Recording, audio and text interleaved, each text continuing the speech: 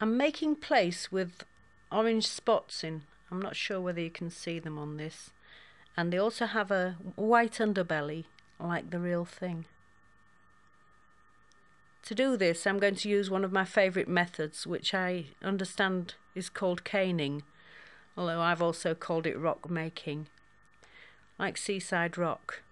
To get the orange spots, I'm going to wrap a tube of orange with dark olive.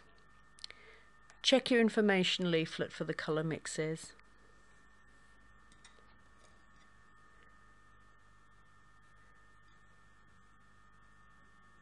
I'm making an orange, a tube with an orange centre. And what I really want is lots and lots of orange spots. So I'm going to have to make lots and lots of tubes. But I start with one big one and roll it down. Anyone who bought my first Advanced Techniques video will have seen me doing this at triple speed with the rainbow trout. This is how it works. If you combine this method with the method you'll see later for the haddock, you can actually get the rainbow trout idea. Lots of tubes, putting them together.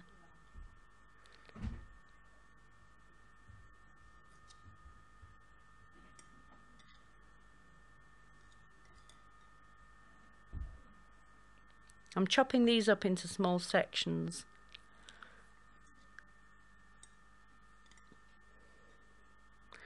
And then putting the sections together to form half a fish.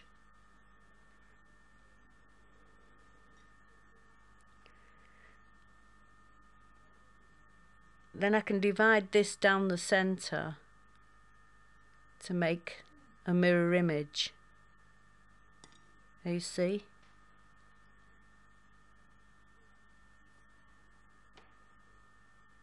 And I'll wrap that with some more of the olive colour.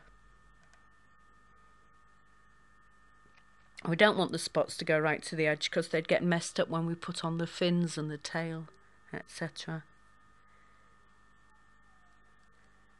So again, like the beef, we need to just give it a roll, a nice firm squeeze. And I think that's going to be about right for the fish, actually, the right diameter.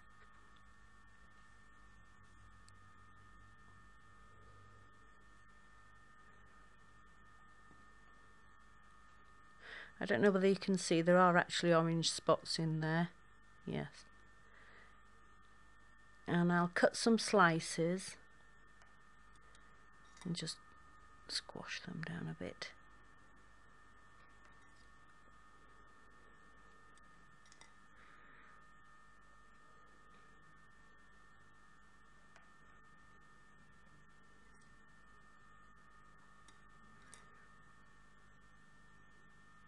There we go.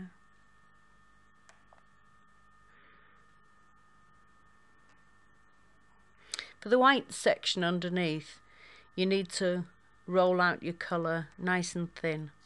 I wouldn't make it absolutely white, I'd just make it a little creamy.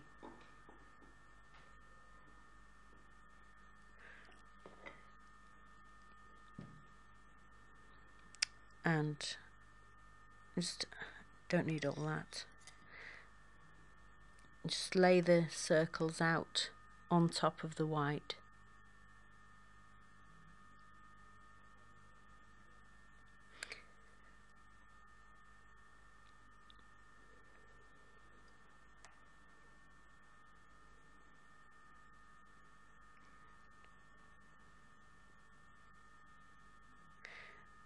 I'm going to cut them out. You could use one of these small circle cutters or a small bottle top, but I like this. It's actually a piping nozzle. It's just the right size.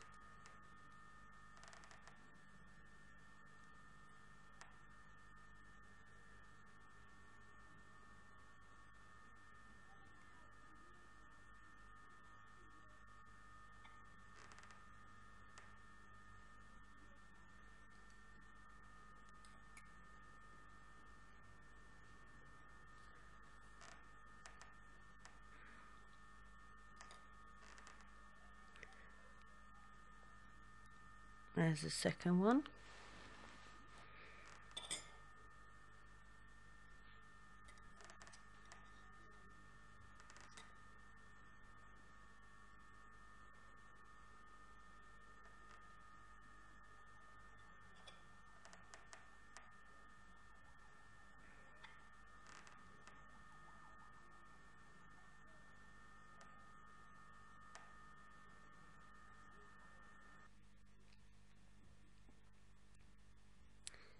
I'm lengthening this little fish slightly to form the head and tail ends.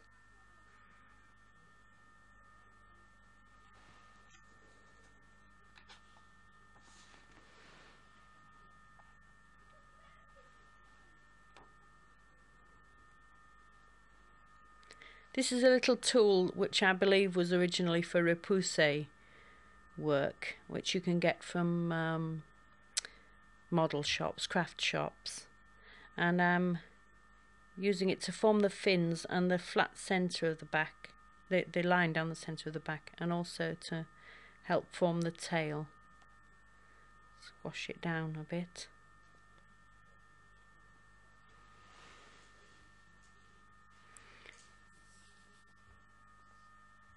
And my dental tool to make his little mouth.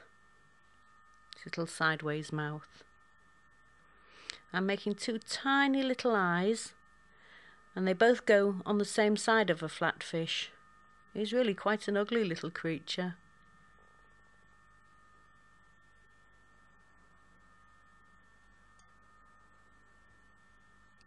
And I'm making two little holes in the eyes. It also helps them to stay on. And lines for the fins down each side.